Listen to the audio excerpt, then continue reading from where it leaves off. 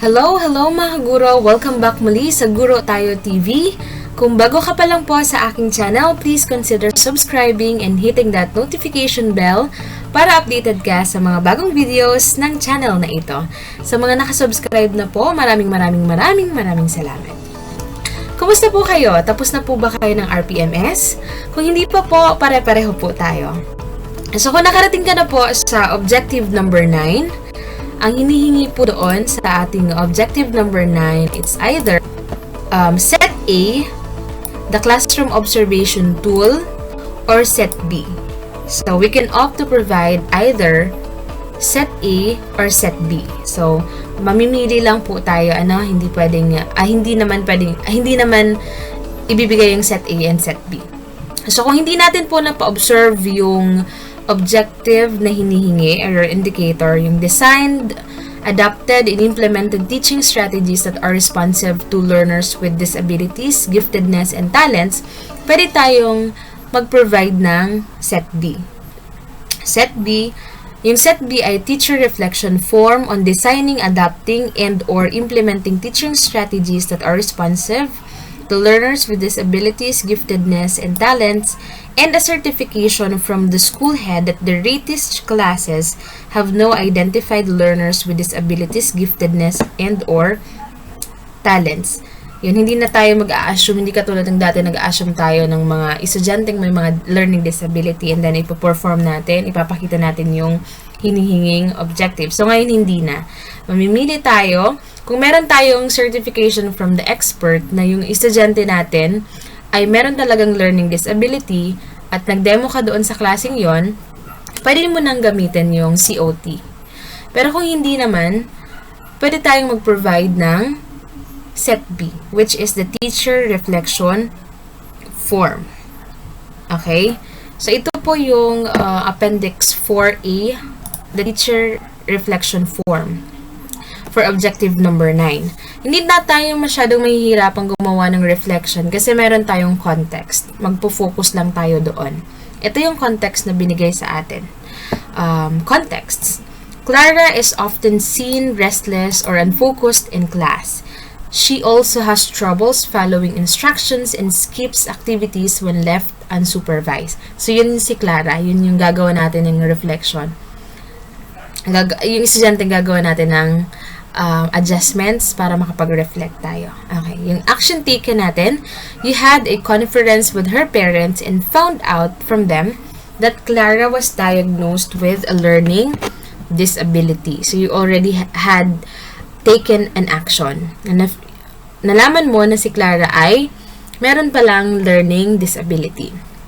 Now, ito na yung hinihingi sa atin. How will you modify the instructions for Clara to keep her focus on classroom activities? Write your reflection in this form. Mention in your reflection specific learning disability that you are familiar with or have researched on. Okay, so ito lang yung gagawin natin ha. Paano natin i-modify yung lesson natin or yung instruction natin for Clara? Para kay Clara na merong disability. Okay, i-share ko po sa inyo yung aking ginawang reflection form. Nakarating po ako sa, nakagawa po ako ng more than 500. Pero sabi dito sana is, use extra sheets if needed. Please limit your response to 500 words. Yan, so, ito po. Yan, so, hindi ko pa siya natatransfer doon sa format kasi hindi pa gumagana yung aking Adobe. So, this is my teacher reflection form. Don't worry po if you think you can use this. I'll provide soft copy of this reflection form. Okay, so on my first paragraph, sabi ko dito, based on the scenario given, Clara is suffering from ADHD or Attention Deficit Hyperactivity Disorder. So, yung context na binigay sa atin, inanalyze ko muna kasi very broad yung learning disability. Marami tayong iba't ibang klase ng learning disabilities. Ano po, meron tayong dyslexia, dyscalculia, or yung iba, hindi ko alam kung paano i-pronounce yun. Pero marami siya. We have language disorder, and many others. So, ang nilagay ko dito, sinabi ko dito, na Clara is suffering from ADHD. So, naging narrowed tayo. Ano po, naging specific tayo. Naglagay din ako ng reference kung saan ko siya nakuha. Kasi inanalyze ko nga siya gamit yung isa namang article. Yung Types of Learning Disabilities, Discover 10 Common Learning Disabilities 2022. Ito yung website kung saan nagbasa ako and then inanalyze ko yung context na binigay sa atin. And Clara would like lead to become attention-seeking in class, unable to focus, unable to accomplish complex learning goals, hyperactive, and unable to follow instructions. Clara's attention span would be very short. So, makikita po natin, nag-narrow down na ako, naging na siyang ADHD, hindi na siya buong learning disability. And also, yung the next sentence, kinarakterize ko pa si Clara. Ano ba yung mga gagawin ni Clara? Ano pa yung mga would-be na gagawin ni Clara sa loob ng classroom? Sabi ko dito, siya ay magiging attention-seeking in class, hindi siya makakapag-focus, unable to accomplish complex learning goals, hyperactive siya, unable to follow instructions, and Clara's attention span would be very short. Kasi yan naman yung talaga yung mga katangian ng mga estudyante or mga bata na may ADHD. Yan. So, nilinaw ko muna, binigyan ko ng buhay or character si Clara para madali tayo makapag-reflect and para on point yung ating reflection. Ano po? Okay, the next paragraph, ito na dito, nagsabi na ako na i-adjust ko yung aking instruction. So, in order to cater and deliver quality instruction to students with learning disability, particularly ADHD like Clara, teaching strategies must also be suited to their learning needs. Yan. Assuming that Clara is in my English class, here are some adjustments I would make in my instructions so that Clara can learn just like the rest of the students. Ito nilagay ko dito, assuming that Clara is in my English 8th class. Nilagay ko na dito yung specific na subject and year level na naroon si Clara para alam ng magbabasa kung anong instruction ang ibibigay. Paano nag-adjust ng instruction. Kasi iba-iba naman tayo sa pag-a-adjust ng instruction, di ba? Yung sa English, I'm an English teacher, so I have other ways or my own ways of adjusting lessons compared to other subjects. Ano po, like math, iba naman yung adjustments na gagawin. AP, iba man in Filipino. So, you can just put here your subject. Pero, ang ginawa kong reflection is kind of more general. Ano pa, so para pwede nating magamit lahat. So, inuna ko yung classroom management. Ito na yung reflection sa mga adjustments na gagawin ko. Inuna ko po yung classroom management. Sabi ko dito, before the start of the lesson, I would see to it that Clara is seated away from things that might distract her, like windows, door, and other displays in the classroom. Ito yung tinarget ko dito, yung siya ay magiging unable to focus. Diba? Na-target na agad. Yan. So, yun yung adjustment. Okay, next, she is already struggling to focus, so any distraction in the classroom should be away from her. I would sit her in the middle and if possible, near me so I can keep an eye on her. This will compel Clara to slightly focus on class.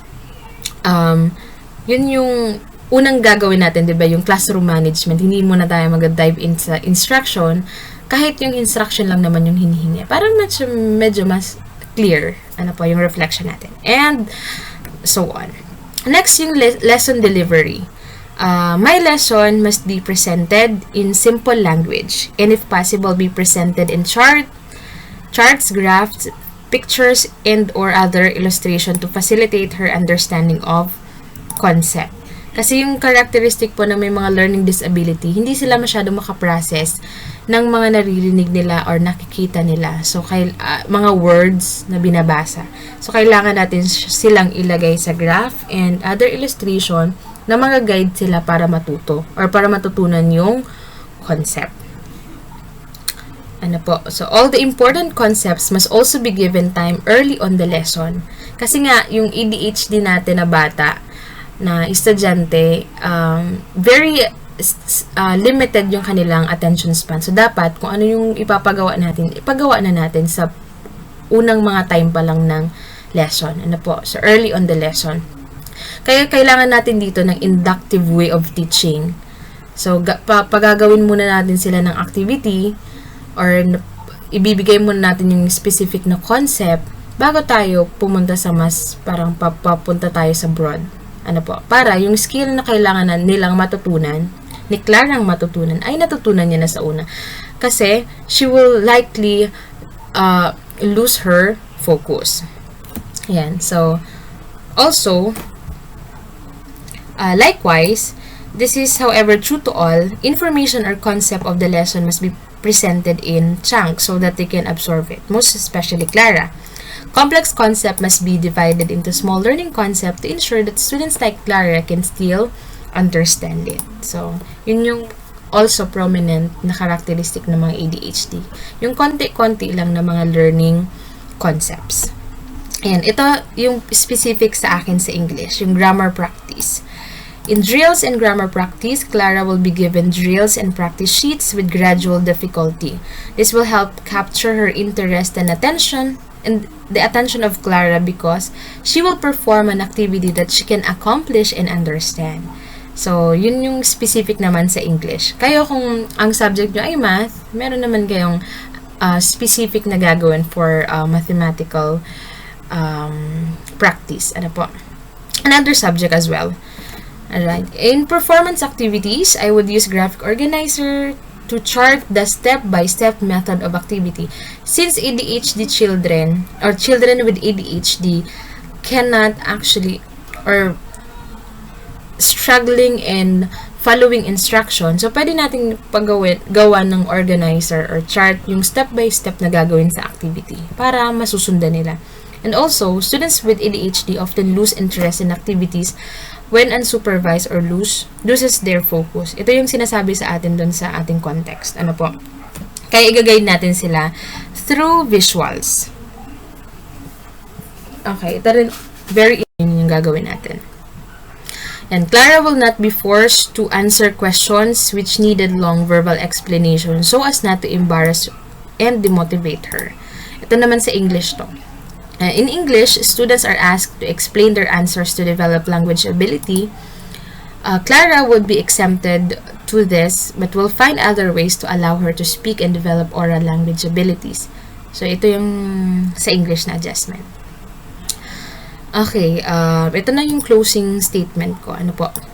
DepEd provides an equal opportunity for learning to children with disability, or what we call the inclusive education. As a teacher, I recognize my immense responsibility in providing quality and equal opportunity of learning to students with disabilities.